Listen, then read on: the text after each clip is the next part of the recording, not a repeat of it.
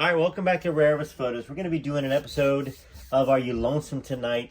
Elvis and Desiree's story, Elvis and Lucy's story. We are going to be talking to the author soon, possibly tomorrow, and then also possibly next Thursday doing some videos. He's going to answer some of your questions as well. So if you have questions, ask him. If you have specific questions about the chapters that we're reading, and I think we'll get done with this book by next week. And when we do that, then we'll have a much better idea, about this book. And that's a very important thing. We need to have commentary on this. Okay, so we ended off where she had just been married at 11 years old, a forced arranged marriage, and now 1947 to 53. So we're going to probably get into her meeting Elvis here, towards that 53 side. I remember little of what happened over the next 5 years. I've spent my whole life. All right, so folks, we are going to be doing an episode of Are You Lonesome Tonight. We're going to be speaking to the author soon. I possibly will be doing an interview with him tomorrow and next week. Or we might table it till next week when we finish this book. I think we might get done by next week. But if you have questions for him, leave them in the comments. He's actually looking at the comments, and I've seen him respond to some. I believe he still believes fully in this book. And that's an important, that's important for us to understand. That he wrote this book. He wrote another 14 books after it, I believe. And he fully stands by her story. So before we get into this, like, subscribe, share, all that good stuff. Make sure you watch as much as you possibly can. Yeah, there's going to be some ads that pop up, but try to get through them. Watch a few seconds of them and then skip them after that. That helps the channel out. And for those of you sending me super thanks. Here's another one that just came through. That's amazing that you guys are doing this. And watch as much of this video as you can. If you can watch all of it, great. It helps rank the video up so more YouTube subscribers and users out there that are not subscribers see the video. So where we left off was Lucy the Barbin had just been married off as an 11-year-old to a 45-ish-year-old. And this is where we're at. 1947 to 53. I believe we might be introduced to her and Elvis in this chapter.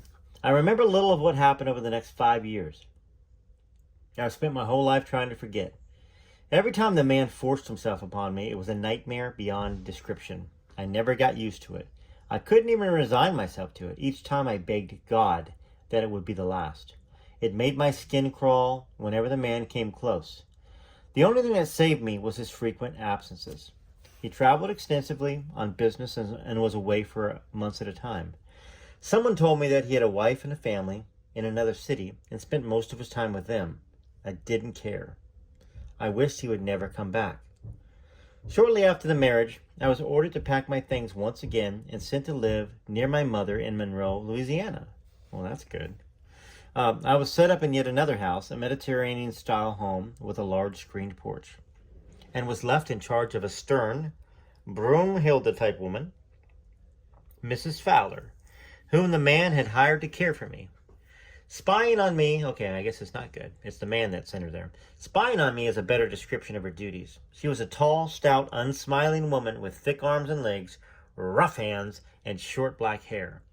Her mood was soured by the fact that the job as my overseer took her away from her husband and family in Mississippi.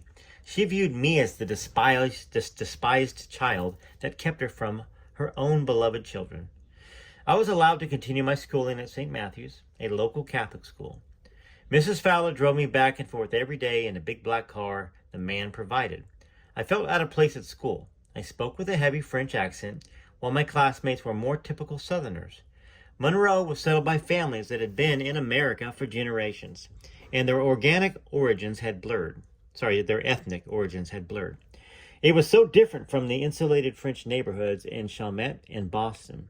I could barely understand my classmates' slow, thick speech patterns. And they looked like to me like I was someone from outer space. Okay, that's probably what it sounded like to her. I've been in the South for a long time, and I understand everybody perfectly well, except some down in Louisiana that speak the speak whatever it is. It sounds like broken English. Pretty cool sounding, but I can't understand them.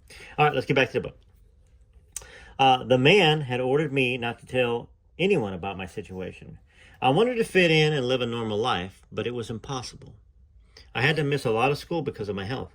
The man continued to abuse my body. After one particularly harrowing encounter, I began bleeding heavily. Mrs. Fowler took me to a doctor, a kind man named Glenn Gillespie. He examined me, then told me that I was pregnant and had miscarried. He kept asking me how old I was. Mrs. Fowler had ordered me to say 17. You're nowhere near 17. Tell me how old you really are, Dr. Gillespie demanded. I was so afraid I kept insisting I was 17 instead of 11. He didn't believe me. Listen, I know you're very young. I know what's going on here, and even if I can do anything about it, or even if I can do anything about it, but if you need help, I'm sorry, let's start this over. I don't know what's going on here, or even if I can do anything about it.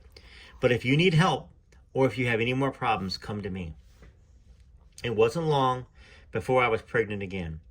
The man went away for an extended period, and by the time he returned, I was showing, and he wasn't as determined. I fought him off long enough to have the child. My first daughter, Deborah, was born 6 days after my 12th birthday. My second daughter, Melody Charisse, was born 2.5 years later in 1951. Life consisted of little more than cleaning house and taking care of my children, and when not hiding my pregnancies, going to school. Apologies, it's been a long day for me. I apologize for my reading skills. In the late summer of 1953, the local television station KNOE was auditioning for singers and dancers to be part of a music program. My circumstances had all but killed my dream of becoming a singer, but a few sparks of interest remained. I remembered what my mother told me before marriage. The people who gave her the house wanted to help me pursue a musical career. It was a cruel lie that was invented by my grandmother, but I could use it as an excuse. I was more concerned with making money than singing. Money was the key to my escape. At the same time, my older sister Mary arrived in Monroe for a visit. She lived in Memphis, Tennessee. Mary was 19, beautiful, and had long blonde hair, like some of the women from my father's side of the family. She was the only sister I was really close to. When I told her about the audition, she built up my confidence and encouraged me to go. Well, I went to the brand new studio and waited with a small group of people for my turn. I sang "Spring Will Be a Little Late This Year" and was given the standard, "Don't call us, we'll call you" line. I was crushed. As I was leaving, a man named Pete McCausland asked me to audition for the Mr. Music Show, a hit parade type program KNOE was starting. He needed a dancer. Well, I was a singer, not a dancer. I wasn't comfortable with the idea of dancing, but I wanted a job. I needed some kind of life outside my home, and the atmosphere of television studio was very exciting. I told Mr. McCausland that I wasn't sure I could do it, but he just smiled and told me to give it a try. "We'll play the music, make up a dance to it, practice a while, and we'll come in later," he said. Well, he dimmed the lights and left me all alone in the empty studio. The darkness, well, it made me feel better. I could hide. The music came out of nowhere and startled me. It was a pretty song, the theme from the Italian movie Anna. The stage looked so inviting and magical. I found myself walking out and pretending to be a famous dancer, performing before a large audience. Well, it was fun. Moving my body in sync with the music was exhilarating. I floated around the stage like a swan and really began getting into a spontaneous, free-form dance. I wanted the music to go on and on and on, to dance away all my problems. When the song ended, the lights snapped back on. A booming voice filled the large room. "Very good. Excellent." I looked all around, but I couldn't see where the words were coming from. "Up here. Above you," the voice said. Mr. McCausland and 2 other men were applauding from what I later learned was the sound room. They had been watching my whole silly dance, and I was so embarrassed I could have died. Mr. McCausland came down and said, "Okay, girl, you're hired. You start next week."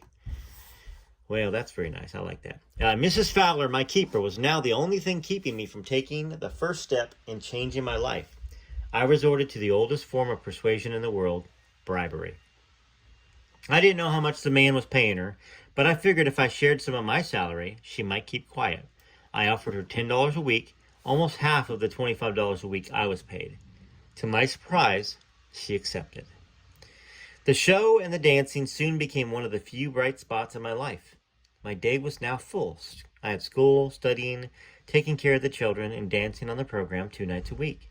I spent what time was left refining my English and trying to lose my French accent. My French accent, oui, oui. It all worked to occupy my mind and create a life removed from the man. Like any normal 16-year-old, I began dreaming of falling in love. I leaned more heavily upon my faith in God. I could endure anything with his help. Didn't Jesus have to endure suffering? God would find a way to deliver me from my pain. My faith renewed my strength.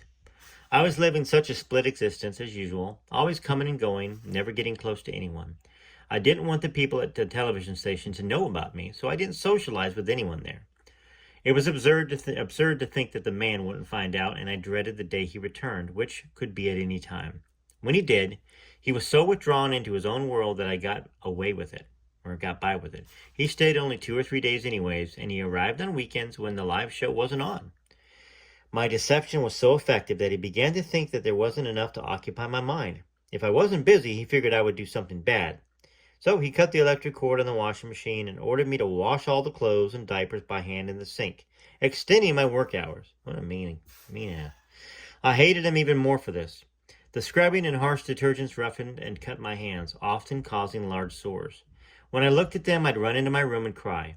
I wanted my hands to be beautiful and graceful, so I could use them in my dances. They were the key to my expression. My battered hands came to symbolize all the abuse he inflicted upon me. The sores were like flashing lights warning me that both my physical and mental well-being were beginning to dissolve under the strain. I had to find some way to escape. My first attempt was a miserable failure. Relying on my faith in God, I went to Monsignor Marsh, a parish priest at St. Matthew's. He met me in his formal attire, his long black robe with rows of covered buttons, red piping, and black sash around his waist. He had white hair and a flushed complexion. He was the absolute picture of a godly authority, and I begged for help. Instead of offering it, the Monsignor coldly turned me away. You don't go to the store, buy a pair of shoes and wear them, then decide you don't want them anymore, he admonished. But Monsignor, I don't want to be married. I was forced to. I wasn't married in the church. That was your mistake, he said.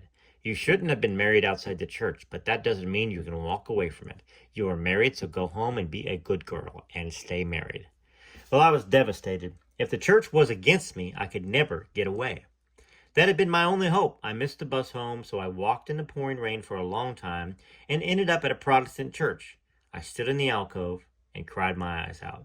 I would never depend upon or trust anyone again. Well, that knocked me down for a while. It was back to washing clothes in the sink or dreading the moment the man would walk through the door. My only inspiration during those bleak morning hours was listening to Paul Harvey and the rest of the story on the little wooden radio on the kitchen table. He spoke of heroes. I love Paul Harvey. Achievers and underdogs who fought their way out of dark circumstances. His broadcast gave me the courage that I too could overcome my problems.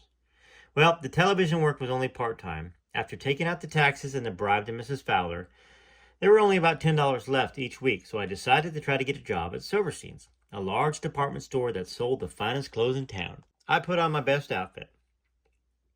A sleeveless black linen sheath covered by a white double-breasted jacket and accented by a white bag and white high-heel shoes, the first heels I ever owned.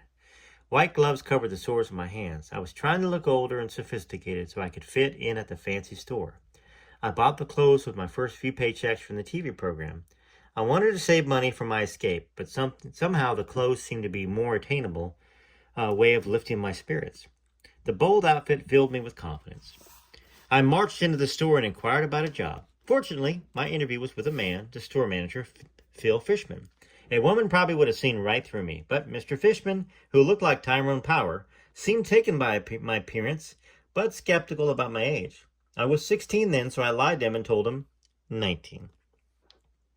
He arched an eyebrow, but gave me a job anyways. I was now in charge of arranging the window displays. Back at the television studio, the star of the program, Mr. Music himself, Maury Twomey, kept pestering me to do promotions for the show. Mr. Twomey, or Tuomi, was tall and handsome, with thick brown hair and a deep radio announcer's voice. His real love was photography, and he was always flashing candid pictures. I was his favorite target. Every time I turned around, there was Maury flashing his camera. Flash, flash, flash, flash, flash. He wanted to use me as a professional model, and I wanted to do it, but was terrified that the man would see a picture, that I was taking a big risk. Sorry, would see the picture. I was taking a big risk enough by appearing on television, but I knew it was unlikely that the man would ever watch the program. A modeling photo could show up anywhere. It was fun dancing on the show. They let me do my own choreography, enabling me to gear my dances to the songs. I floated in the shadows, draped in flowing dress for one bluesy number, did a fire dance in which the cameraman somehow superimposed me into the flames, put on a straw skirt, did a hula for some Hawaiian songs, and used a giant air fan for a windswept look during a Russian ballet-style dance performed to a hit love song. One time I even sang the words to Bahia in French while doing a tropical freeform dance. Well, one day, while I was preparing to leave the studio, a number of well-dressed, important-looking men arrived. One of the men, a large, balding, robust man about the age of 55 or 60, introduced himself as James No, the station's president, founder, and owner. No was also the ex-governor of Louisiana. He said that he had been watching the program and liked the way I danced. He asked me to perform at a big political party they were throwing for VIPs at a ranch somewhere north of Monroe near the Mississippi border. I wanted to say no, but I was intimidated by Mr. No, or No A, or No E, and stammered out acceptance. On the way home, I was filled with fear. Could I get away? Who would see me? Would the man find out? Maybe he would be there. Despite the misgivings, I had kept my word. Mr. No, or No E, was the boss. I loved my job, and I wanted to keep it. Looking back, I probably had no other choice. All the anguished prayers I cried out from upon my knees had finally been heard. In an unexpected way, God had answered. The party would change the course of my entire life. So let's stop for a second without reading this and talk about what we just read. So this young girl, married at 11, married at 11, couple kids by 14 or 15, if that, maybe 12, 13, has the courage enough to go get a job dancing, even though she doesn't dance, because she wanted to sing. Don't know how Lucy sings personally, obviously, but after that, she got a job because she had the bribe, Broomhilda, to let her go do her job. So she's working 2 jobs now, still having to deal with the advances of this man that her husband, not really, who's just coming to take advantage of her and perhaps get her pregnant again. And then the president of the station, who is the ex-governor of Louisiana, invites her to a party. So that's where we're at. Very interesting. Even taking Elvis out of the equation, this is an interesting book and an interesting woman and an interesting story. I know because my past and my history, it's 2 or 3 books worth. Trust me. Everybody tells me you got to write books. You got to write a book about your life. Very much like this in some ways. All right, just how adept Lucy was at hiding her life and juggling her jobs became strikingly apparent when I attempted to trace her steps by traveling to Monroe and interviewing more than a dozen of her former co-workers. The few old-timers who remember at KNOE recall little about her other than her appearance on the Mr. Music program. No one there knew she worked in a local store. There was those that worked with her at Silverstein's have clearer memories, but were surprised to learn she was a dancer on television. The show lasted only 6 months. Hardly anyone knew that she was married and had children. Silverstein's had closed, of course, but Phil Fishman still lives in Monroe and remembers Lucy well. She was a beautiful woman, exceptionally beautiful and very petite, Fishman told me. She was deeper and more intelligent than most girls her age, but extremely quiet and guarded about herself. No one knew much about her. Mr. Music host Maury Toomey followed his shutterbug fever and moved to Shreveport to become an accomplished photographer of show dogs, but Toomey died in 1979. His partner in Shreveport, Marietta Jones, clearly remembers a stack of pictures from his TV days that he kept in a box in the back of his office. He had lots of pictures of that little dancer, Lucy. I distinctly remember them because I thought she looked like Side Therese, or I don't really know how to pronounce that. Toomey's widow, Nell, said she only vaguely remembers Lucy, but did recall that she worked in a clothing store somewhere. Unfortunately, Nell told me throughout nearly all of her husband's old pictures after he died. but she did say that there's a lot of pictures of that little girl, Lucy. Gene Milligan, the art director for KNOE at the time, said he and George Lane were probably the other men up in the booth during Lucy's tryout. We watched a lot of ladies in the studio. It was always me, George, and Pete McCausland. He didn't remember Lucy at first, but did remember the fire dance. I probably used that same gimmick 100 times in my career, he said, explaining how the technique was accomplished. That must have been the first time I used it. We did a lot of crazy things. Well, I couldn't jog Milligan's memory about Lucy until I mentioned Toomey's active camera. Oh, heck yeah! Lucy Ware, of course. He was always taking pictures of that little gal. He must have taken 1,000. She was a real beauty. I mean, a knockout. She was always with Maury. They were just friends, though. Yeah, I remember that little gal. So, obviously, this is research that Dari Matera, I'll find that out soon, did. This next one is the fall of 1953. This is going to be, more than likely, when she meets up with Elvis. And I might do a part 2 tonight, okay? But I'm going to put this out. I want to hear your thoughts. I'm excited to speak to the author. Been kind, been very, he said, ask me anything. He said, I'm not secretive. There's no limits to what I can ask him. And I want to have a conversation with him first to understand who he is, what he's done besides this book. That's really what I want to do first. And then I'm going to leave as many comments as you can on this one. And if I do a part 2 tonight, because they very well may be questions that I ask them, okay? So far, this is an amazing story of an amazing life up to that age, up to 16. And this young lady here, Desiree, came out of the story. Regardless of whether it's from Elvis or not, she came out of the story. We're gonna talk about it. My mind is open. Still skeptical, but also open. Okay? This is Ray Elvis Photos. Enjoy the song. And leave me a comment. In fact, enjoy the songs and leave me some comments while you're listening to the music. This record's going to be out soon on Apple Music. And it's going to be under this name here. And you'll be able to find it soon. I'll let you know the release date as soon as I've got it. All right, TCB, TLC. Enjoy the songs. Leave the comments. Let's talk about Are You Lonesome Tonight? Lucy DeBarbin, and soon to be unfolding Desiree in here. And Elvis, of course. Of course.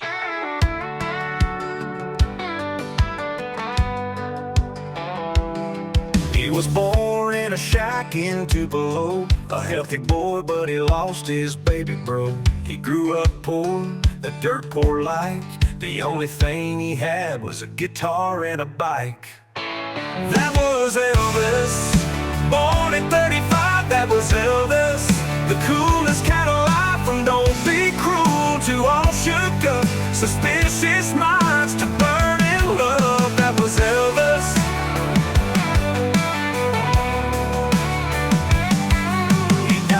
In the summer of 77, Priscilla broke his heart and sent him back to heaven. He sang his songs for all to hear. American Trilogy still brings a tear. That was Elvis, born at 35, that was Elvis. The coolest cat alive, from don't be cruel to all shook up, suspicious minds to burn in love. That was Elvis.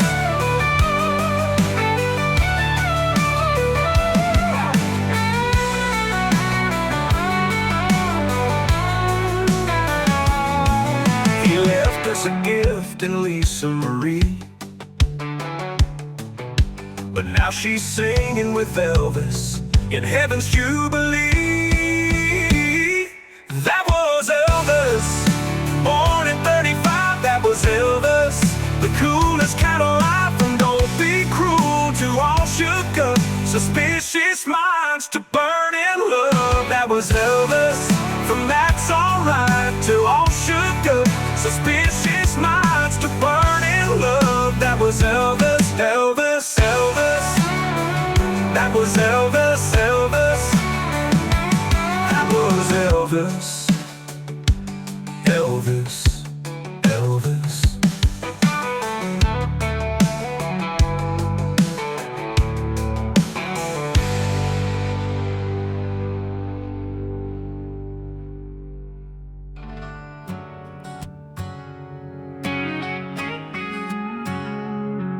He walked on stage with a smile, Made our dreams come true for a while. Guitar in hand, moving wild. Every scream made him feel alive. Shook his hips, people would sigh. If I can dream, he'd touch the sky. Jailhouse rocking all night long, to the rhythm of a rock and roll song. Elvis gave his life for his fans, sang his heart out right to the end. Every note he gave a piece of his soul, because rock and roll made him whole. Here's where music ended and began. Elvis gave his life for his fans.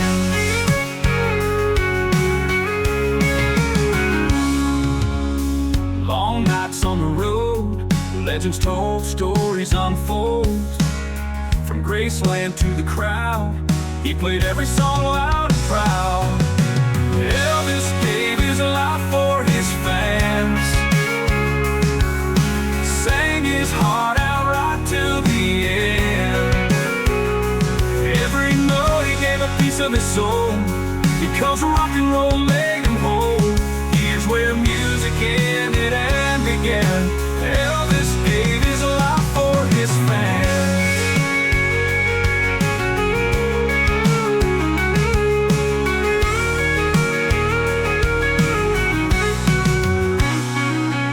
He shined like the brightest star. Love for that music took him far. Echoes of his voice still live on in every one of his songs. Elvis gave his life for his fans,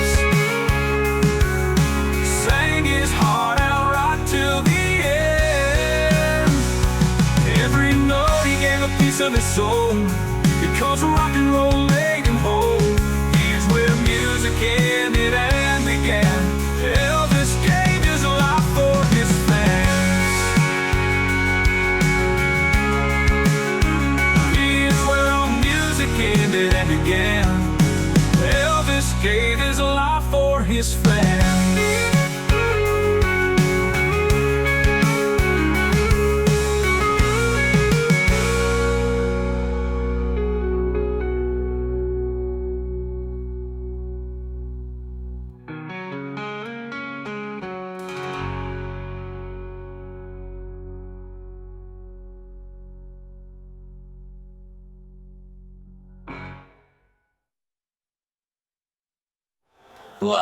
Real so much rock and roll song. He was like a piece of his soul, because rock and roll made him whole. Here's where music ended and began. Elvis gave his life for his fans.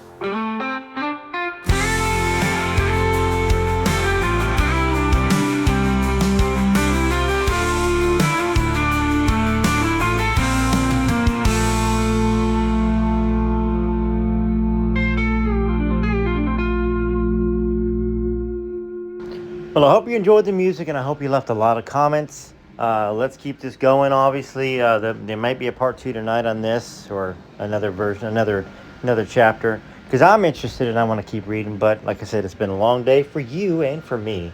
So this is Rare Elvis Photos. Thanks again for taking your valuable time and watching these videos. Till next time, TCB, TLC, much love to you.